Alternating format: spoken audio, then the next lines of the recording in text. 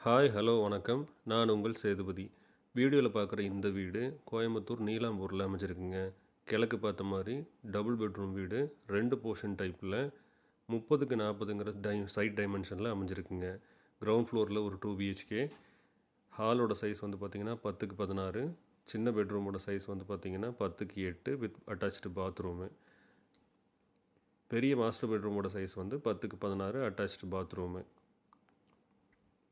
Kitchen with dining 8க்கு 16ங்கிற சைஸில் வந்து அமைச்சிருக்காங்க.